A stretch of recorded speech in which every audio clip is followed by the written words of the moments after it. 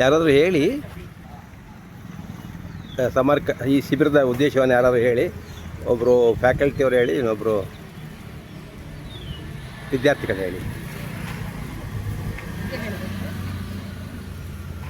ಹೇಳಿ ಸರ್.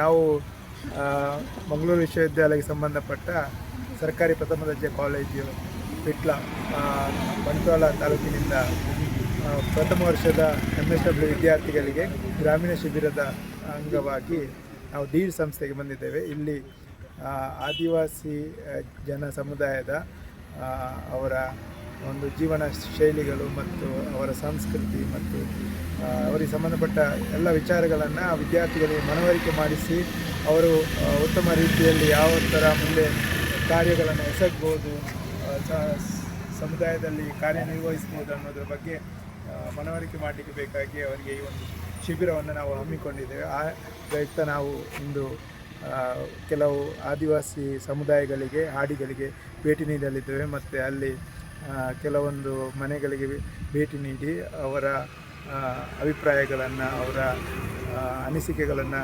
ಸ್ಥಿತಿಗತಿಗಳನ್ನು ಪರಾಮರ್ಶೆ ಮಾಡಲಿಕ್ಕೆ ಇದ್ದೇವೆ. ಅದೇ ರೀತಿ ಒಂದು PRA ಅನ್ನುವಂಥ ಒಂದು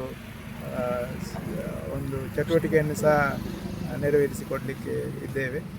ಮತ್ತು ಬೀದಿ ನಾಟಕ ಮತ್ತು ಹಾಡುಗಳ ಮೂಲಕ ಜನಜಾಗೃತಿಯನ್ನು ಮೂಡಿಸುವಂಥ ಕಾರ್ಯಕ್ರಮವನ್ನು ಸಹ ನಾವು ಹಮ್ಮಿಕೊಳ್ಳಲಿಕ್ಕೆ ಇಚ್ಛೆ ಇದೆ.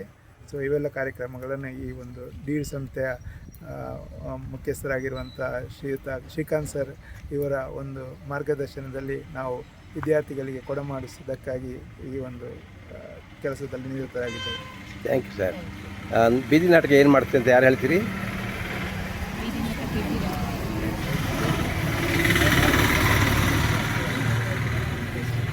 ಬೀದಿ ನಾಟಕ ಆಡ್ತೀರಾ, ಹೇಳ್ತೀರಾ, ಅಥವಾ ಯಾವ ನಾಟಕ ಮಾಡ್ತೀರಾ, ಅಥವಾ ಹಾಡು ಹಾಡ್ತೀರಾ?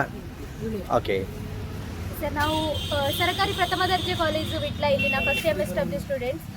ನಾವು ತುಂಬ ಎಕ್ಸೈಟ್ ಆಗಿದ್ದೀವಿ. ಯಾವ ರೀತಿ ಬುಡಕಟ್ಟು ಜನರ ಜೀವನ ಶೈಲಿ ಇರ್ತದೆ, ಅವರ ಆಚಾರ ವಿಚಾರಗಳನ್ನು ಕಲೀಲಿಕ್ಕೆ ತುಂಬ ಎಕ್ಸೈಟ್ ಆಗಿದ್ದೀವಿ ಎಲ್ಲರೂ. ಮತ್ತು ಅಲ್ಲಿ ಹೋಗಿ ನಮ್ಮ ಕೈಯಲ್ಲಿ ಎಷ್ಟು ಸಾಧ್ಯನೋ ಅಷ್ಟು ನಾವು ಅವರಿಗೆ ಹಾಡನ್ನು ಹಾಡೋದಾಗಿರ್ಬೋದು ಅಥವಾ ಮೈಂಡ್ ಶೋ ಮಾಡುವ ಮುಖಾಂತರ ಮನೋರಂಜನೆ ಮಾಡಬೇಕಂತಿದ್ದೀವಿ. ಅವೇರ್ನೆಸ್ ಹಾಡುಗಳನ್ನು ಹಾಡಬೇಕಂತಿದ್ದೀವಿ. ಅದೇ ರೀತಿ PRA ಅನ್ನೋ ಚಟುವಟಿಕೆಯಲ್ಲಿ ಕೂಡ ಸಕ್ರಿಯವಾಗಿ ಭಾಗವಹಿಸಬೇಕಂತ ಇದ್ದೀವಿ. Thank you sir. ಮೇಡಮ್ ಅವ್ರು PRA ಬಗ್ಗೆ ಹೇಳ್ಬೋದಾ? ಏನು ಮಾಡ್ತೀರಿ, ಅದೇನು ಉದ್ದೇಶ? ಓಕೆ, PRA ಅಂತ ಹೇಳಿದರೆ ಪಾರ್ಟಿಸಿಪೇಟ್ರಿ ರೂರಲ್ ಅಪ್ರೈಸಲ್ ಅಂತ ಹೇಳಿ ಅದರ ಫುಲ್ ಫಾರ್ಮ್. ಅಂದರೆ ಸಹಭಾಗಿತ್ವದಲ್ಲಿ ಜನರ ಸಹಭಾಗಿತ್ವದಲ್ಲಿ ಗ್ರಾಮೀಣ ಅಧ್ಯಯನ ಅಥವಾ ಸಮೀಕ್ಷೆ ಅಂತ ಹೇಳ್ಬೋದು. ಇದು ನಿಜವಾಗ್ಲೂ ನಾವು ಸೋಷಿಯಲ್ ವರ್ಕ್ ಪ್ರೊಫೆಷನಲ್ಸ್ ಅಥವಾ ಸೋಷಿಯಲ್ ವರ್ಕ್ ಟೀಚಿಂಗಲ್ಲಿ ನಾವು ಇದೊಂದು ಟೂಲ್ನ ಹಾಗೆ ನಾವು ಬಳಸುವಂಥದ್ದು. ಮುಖ್ಯವಾಗಿ ಕಮ್ಯುನಿಟಿ ಸೆಟಪ್ಪಲ್ಲಿ ನಾವು ಇದನ್ನು ಬಳಸುವಂಥದ್ದು, ಹಾಗೆ ಅರ್ಬನ್ ಸೆಟಪ್ಪಲ್ಲೂ ಬಳಸಲಿಕ್ಕಾಗ್ತದೆ.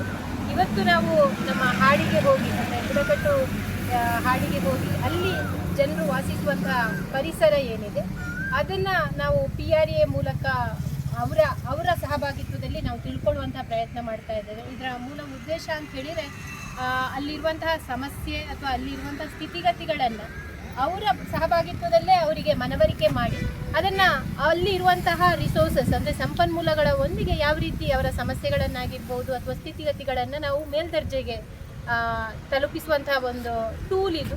ಇದಕ್ಕೆ ಜನರ ಸಹಭಾಗಿತ್ವ ಅಥವಾ ಜನರ ಪಾರ್ಟಿಸಿಪೇಷನ್ ತುಂಬ ಮುಖ್ಯ ಆಗಿರ್ತದೆ.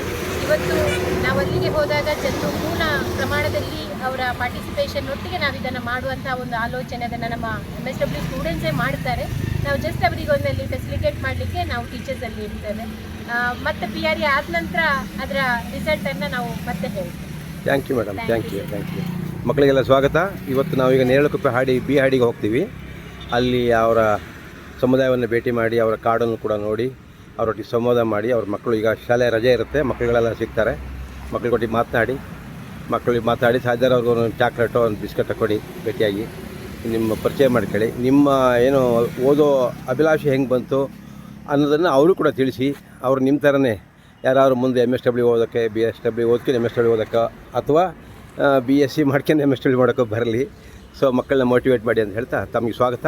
ಈಗ ನೆಕ್ಸ್ಟ್ ನಾವೀಗ ನೇರಳಕುಪ್ಪೆ B ಹಾಡಿಗೆ ಹೋಗೋಣ. ಆಮೇಲೆ ಅಲ್ಲಿಂದ ಮಾಸ್ತಮ್ಮನ ಹಾಡಿಗೆ ಹೋಗೋಣ, ಗಿಡಮೂಲಿಕೆ ತಜ್ಞ ಮಾಸ್ತಮ್ಮ. ಸಾಧ್ಯ ಒಂದು ಎರವರ ಹಾಡಿಗೆ ಹೋಗಿ ಬರೋಣ ದಾರಿಯಲ್ಲಿ. ಸೊ ಸಾಧ್ಯ 3 ಹಾಡುಗಳನ್ನ ವಿಸಿಟ್ ಮಾಡಿ ಹಿಂದೆ ವಾಪಸ್ ಬರೋಣ. ಬರುವಾಗ ನಾವು ಬುದ್ಧಿಸ್ಟ್ ಟೆಂಪಲ್ ಒಂದು ನೋಡ್ಕೊಂಡು ಬರೋಣ. ಹಾಗೆ ನಮ್ಮದೊಂದು ದೊಡ್ಡ ಆಲದ ಮರ ಇದೆ, ಅದನ್ನು ನೋಡ್ಕೊಂಡು ಬರೋಣ. ಆಗ್ಬೋದಾ? Okay, good luck.